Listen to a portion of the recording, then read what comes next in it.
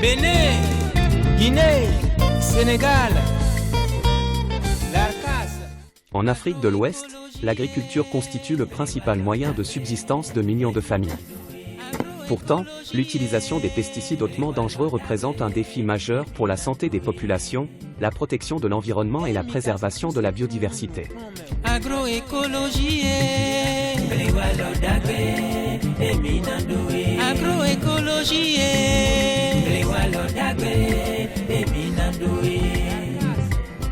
Face à ces enjeux, un nouveau pas est franchi avec le lancement officiel du projet régional d'élimination des pesticides hautement dangereux et de promotion des alternatives agroécologiques durables.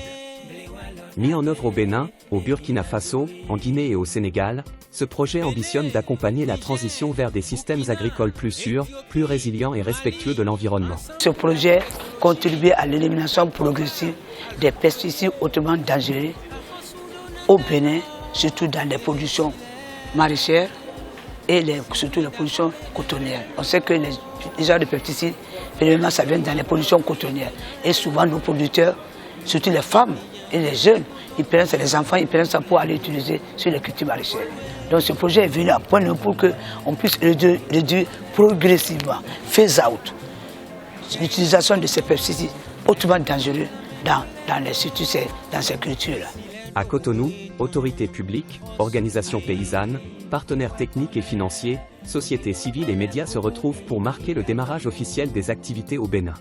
Le Bénin, comme vous savez, pour qu'on vive en paix et que nos familles soient en paix, il faudrait que l'environnement, le cadre de vie dans lequel nous sommes, soit un cadre de vie exemple de ces produits chimiques pour que nous ayons la santé et qu'on dépense moins dans la santé. Cette rencontre constitue un cadre de dialogue, de partage d'expériences et de mobilisation autour d'une vision commune, promouvoir une agriculture durable tout en protégeant les producteurs, les consommateurs et les ressources naturelles.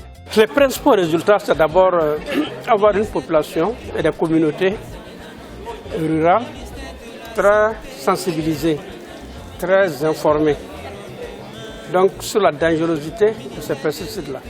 Avoir carrément des alternatives agroécologiques, donc des produits, faire la promotion des meilleures pratiques agricoles qui puissent conserver l'environnement et protéger vraiment les sols. Au cours de la cérémonie, les objectifs du projet sont présentés ainsi que les principales actions prévues pour accompagner les acteurs du secteur agricole dans l'adoption de solutions agroécologiques innovantes et durables. Ma mission dans ce projet, c'est de contribuer à la réussite du projet à travers le suivi et l'évaluation des activités. On a identifié une stratégie de suivi-évaluation qui consiste à travailler avec le log frame, le cadre logique du projet, qui précise les activités, mais également les indicateurs sur lesquels on va travailler.